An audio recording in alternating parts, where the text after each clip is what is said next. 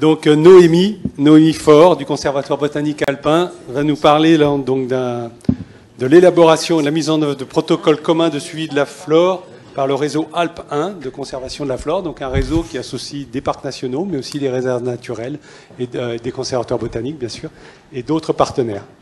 Bonjour à tous. Donc moi, je travaille au Conservatoire botanique national alpin, mais c'est au nom d'un collectif que je vais vous présenter ces travaux aujourd'hui. Et donc, dans ce collectif qui est le réseau alpin de conservation de la flore que je vais vous présenter. Et l'étude, c'est le travail qu'on a pu mettre en œuvre sur l'élaboration et la mise en place de protocoles communs de suivi. Donc, le réseau alpin de conservation de la flore, en fait, il existe depuis 2008. Et il est né du constat que sur cette thématique de la conservation de la flore, c'était une chaîne de travail sur laquelle les nombreux acteurs qui étaient impliqués dedans réalisaient une partie mais jamais la totalité, et que du coup si on voulait aller vers un travail efficace et coordonné sur cette thématique, il fallait se réunir et travailler ensemble de façon concertée. Donc on a eu une étape de co-construction de ce projet en réunissant tous les acteurs autour de la table pour essayer de se réunir et aller du coup vers un vrai travail en commun avec une coordination pour une meilleure efficacité sur cette thématique. Et donc ça réunit des partenaires qui sont assez diversifiés, qui vont depuis les labos de la recherche pour des thématiques plutôt de biologie de conservation, de génétique, etc. Des gestionnaires qui ont des statuts variés, parce que ça peut être des établissements publics, mais aussi des associations. Et du coup voilà aussi des collectivités, et l'animation de ce réseau est réalisée par le Conservatoire botanique national alpin, donc qui est basé à Gap et qui a un territoire étendu sur 7 départements de l'arc alpin. Donc voilà, sur cette carte vous pouvez voir un petit peu notre territoire d'action. Donc comme c'est le CBN1 qui fait l'animation, ça coïncide avec notre territoire d'agrément. Donc c'est 7 départements de l'arc alpin. Plus l'Ain, donc c'est pour ça que c'est Alpes 1. Alors il y a des puristes qui estiment que l'Ain n'est pas sur le domaine alpin, mais nous on l'a associé à nous dans cette problématique. Et du coup les acteurs qui sont concernés, on a quand même une très bonne représentation des acteurs sur notre territoire, avec des organismes gestionnaires comme l'ONF ou les parcs nationaux. Donc on a les 3 parcs nationaux alpins qui sont dans le réseau, donc Vanoise, Écrin, Mercantour.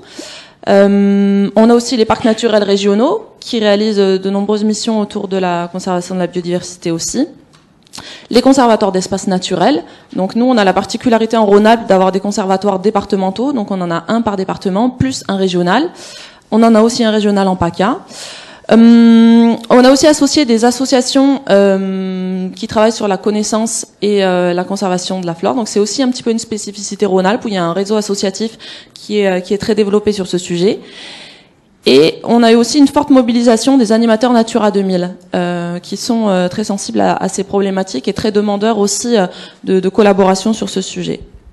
En termes de labos de recherche, on travaille énormément et historiquement avec le laboratoire d'écologie alpine qui est basé à Grenoble, et on initie des collaborations sur certaines thématiques, on va dire plus ponctuelles, avec d'autres labos, donc comme l'IMBE qui est plutôt sur la partie sud de notre territoire, Aix-Marseille, et aussi avec le CEF, notamment sur les volets statistiques.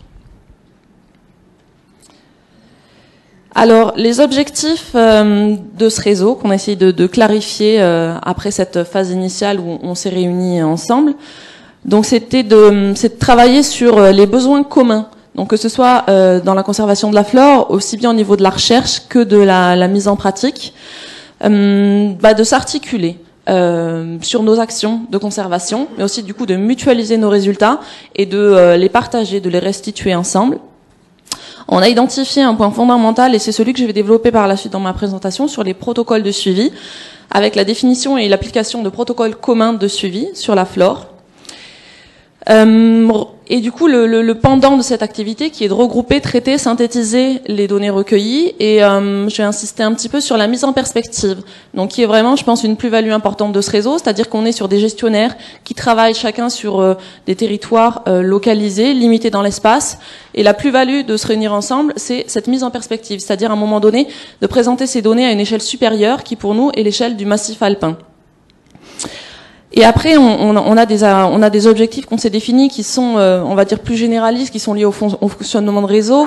Et voilà, je vous renvoie aussi à la présentation qui a été faite hier sur Alpage Sentinelle, donc des choses qu'on retrouve, qui sont un réseau, c'est aussi fait pour créer du lien, pour créer un groupe, pour se parler, pour échanger, pour favoriser les contacts, pour favoriser l'émergence de projets par la suite. Et ça, c'est peut-être pas un résultat scientifique, c'est peut-être pas un résultat technique, mais c'est fondamental. Et on construit pas un réseau s'il n'y a pas ça. Donc j'insiste un peu là-dessus. Et voilà, et diffuser et valoriser les résultats pour échanger avec d'autres, parce qu'un réseau, si c'est tentaculaire, les échelles, ça s'augmente. Dès qu'on se met en relation avec quelqu'un, il y a toujours une personne en plus à associer.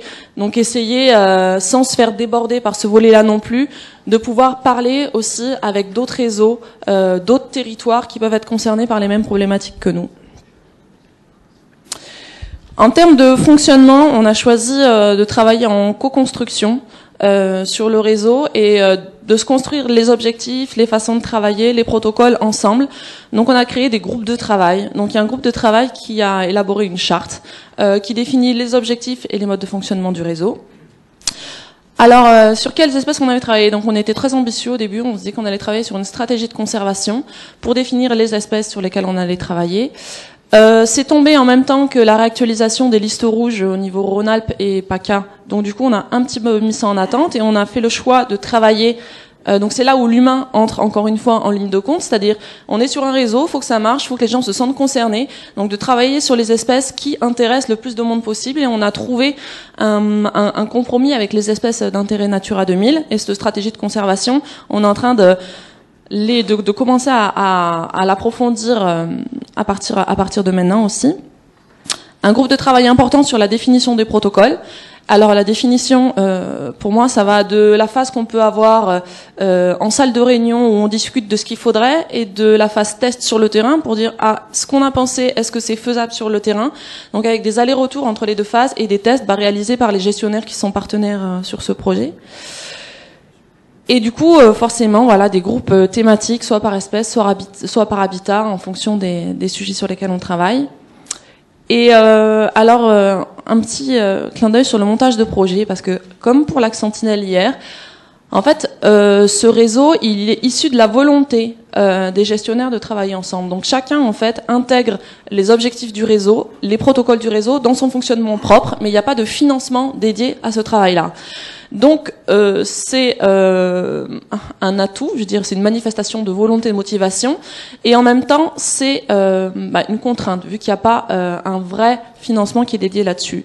Et on est en train d'évoluer sur ce sujet-là parce que en commençant avec des petits projets autour d'espèces sur des territoires limités, il y a du montage de projets qui permettent du coup de fédérer aussi, on va dire, administrativement, financièrement des travaux collectifs. Et là, on a un projet plus global sur l'intégralité des travaux du réseau qui est en train d'émerger pour les prochaines années. Les échanges, donc, ils peuvent se faire à 3 niveaux. Donc, on est sur un territoire qui est quand même assez vaste. Vous avez pu voir sur la carte, avec pas toujours facile d'accès, surtout en hiver, on va dire. Et du coup, on essaye de limiter aussi les déplacements. Et donc, pour cela, on s'est basé sur un outil collaboratif neutre qui était offert par Tela Botanica, où on a un groupe de travail avec un forum, une plateforme d'échange pour partager les documents, etc. Donc, qui nous sert pas mal pour échanger entre nous. Un atout, je pense aussi, de notre travail en commun, c'est les échanges sur le terrain. C'est-à-dire, à un moment donné, on a une problématique sur une espèce qui concerne plusieurs territoires, et ben on va organiser des sorties de terrain sur un site donné pour pouvoir partager les contraintes liées à l'espèce, à l'écologie, à la mise en place du protocole de suivi avec tous les acteurs sur le terrain. Et après, ben voilà, aussi des échanges plus formels ou des petites formations en salle. On avait eu l'occasion de faire une formation sur l'utilisation de la base de données aussi. Mais c'est une partie importante de notre travail. Et pour enchaîner sur le contenu technique de ce que je voulais vous présenter, sur les suivis. Donc le constat initial qui date et qui avait été mis en exergue aussi par le laboratoire d'écologie alpine, c'est que il y a beaucoup d'hétérogénéité sur les suivis et quand on travaille sur une espèce, où il y a plusieurs organismes qui travaillent sur cette espèce, on est face à des protocoles de suivi qui sont différents, parce que les organismes sont différents, ils n'ont pas tous les mêmes objectifs sur cette espèce, ou alors des fois ils sont même pas forcément très bien définis, ils n'ont pas les mêmes moyens, donc les méthodes qui sont mises en place ne sont pas les mêmes. Donc après, quand on veut comparer, capitaliser, mettre en commun tout ça, c'est pas possible, c'est pas agrégeable à un niveau supérieur, et du coup c'est un élément sur lequel qu'on a identifié comme fondamental pour travailler là-dessus.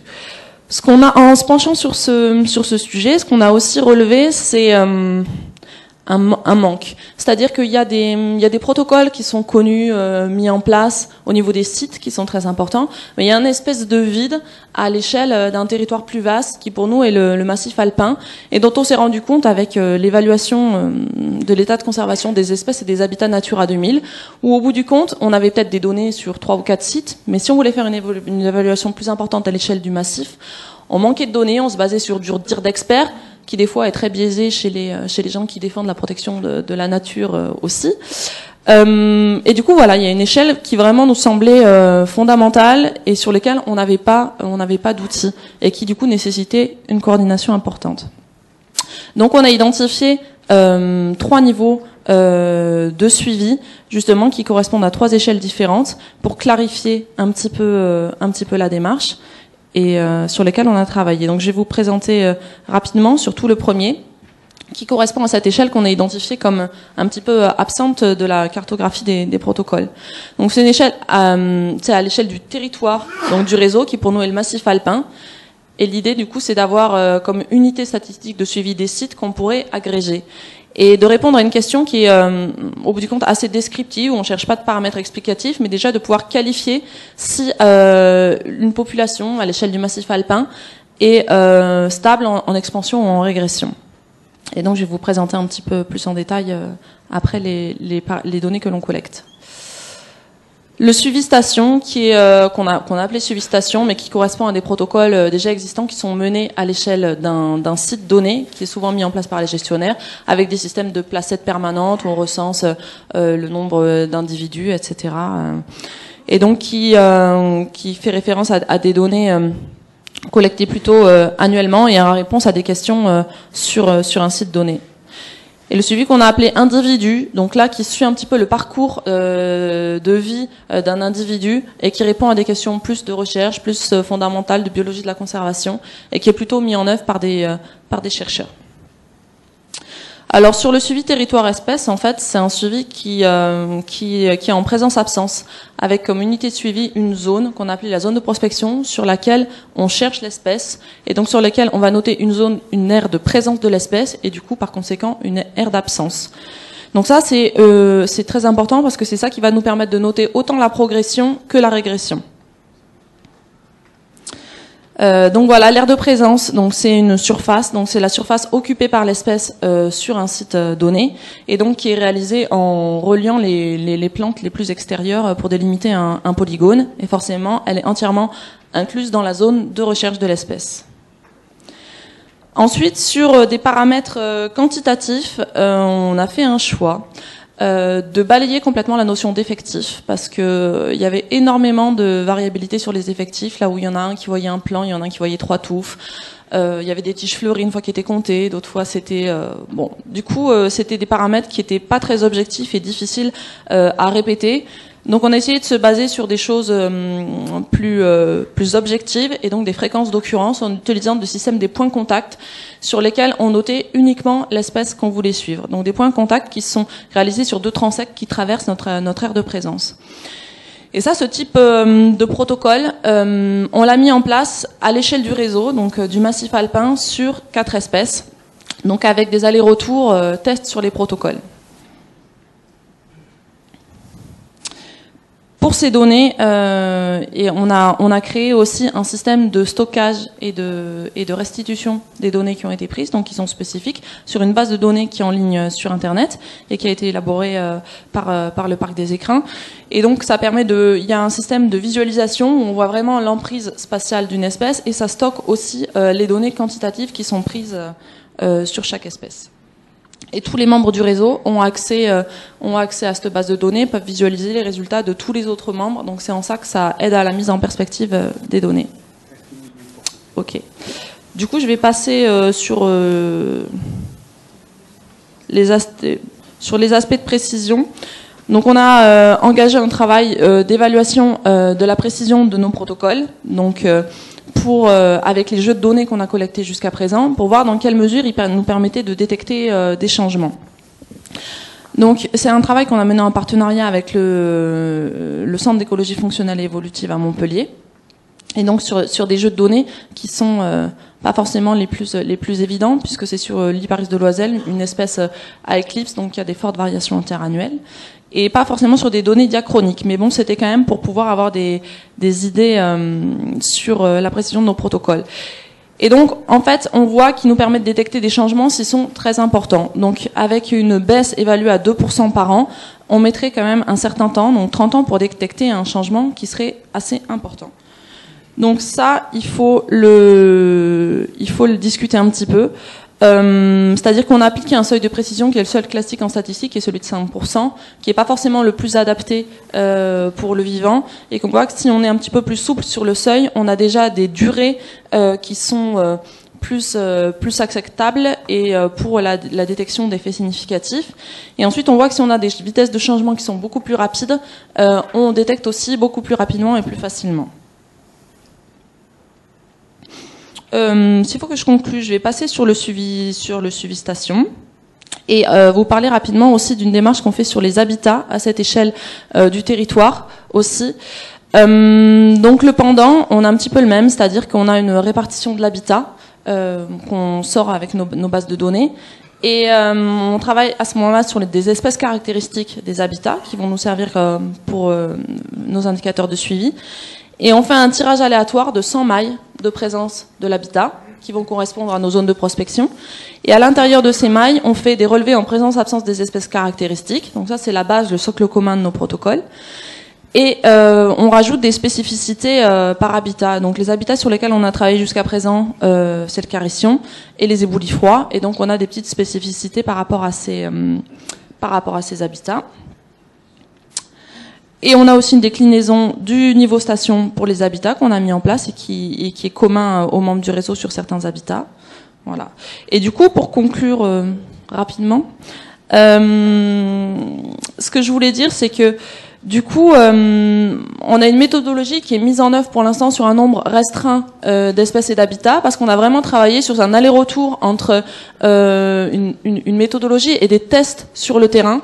Et du coup, là, on est vraiment sur la finalisation de cet aspect test après ces premiers retours de terrain. Et on peut envisager aussi le déploiement sur plus d'espèces et plus d'habitats.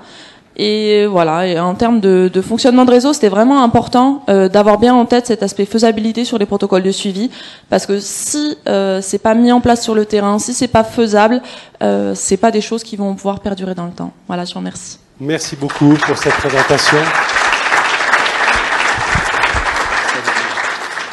Merci beaucoup pour cette présentation qui illustre ce travail de gros travail de réseau qui est vraiment très intéressante.